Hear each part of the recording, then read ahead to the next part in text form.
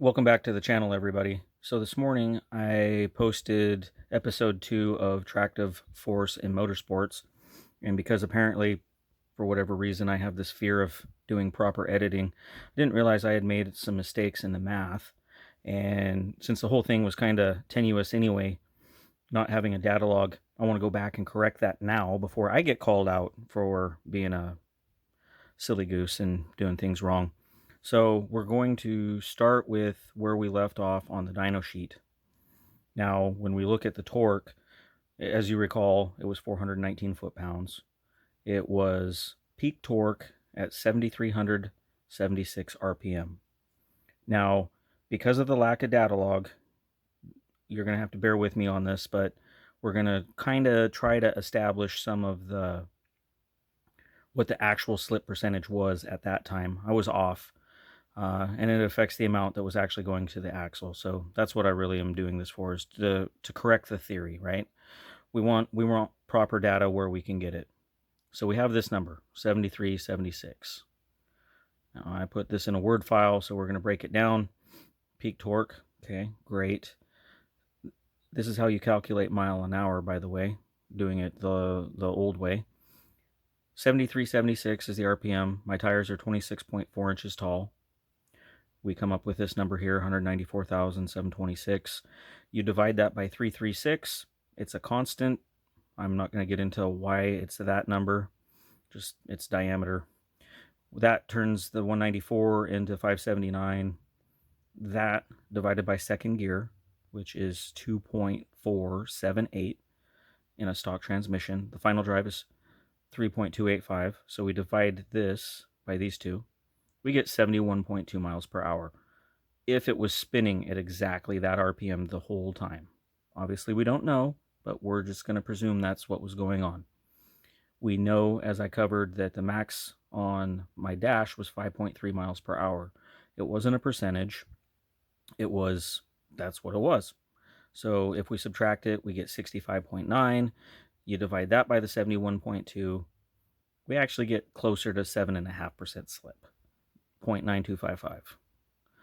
So yesterday, when we established how much was actually getting made when we went through and did all of this math, we came up with a 3410.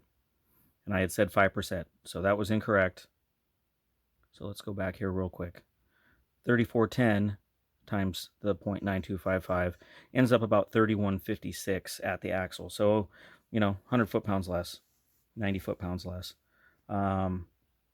So great. How do we know that this was all working? I'm going to show you my traction control setup, which I don't normally share, but kind of puts it into perspective.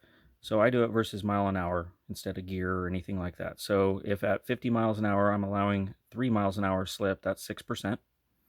100 is 7%, right? Because that's 7% of 100 is 7. And then I use timing reduction first, which I did cover in my traction control video. It's kind of aggressive. I do that by gear. And then I have fuel cut, which is also by gear. And as it generates its numbers of torque reduction request, it starts to populate this. So we know that it was spinning. We know that you can hear the fuel cut. Actually, 1320 put up a video of the yellow turbo charger, and that is a charger with a turbo. It also would be a turbocharger. Him and I raced, and you can hear it cutting in second pretty clear. As soon as I grab third, it's all over.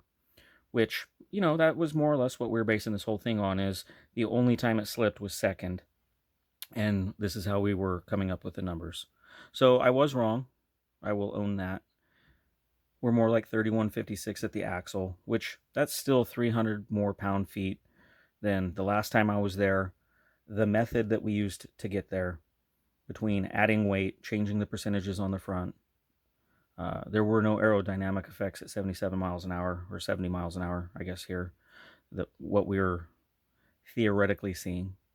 That was all by changing mechanical grip at that point.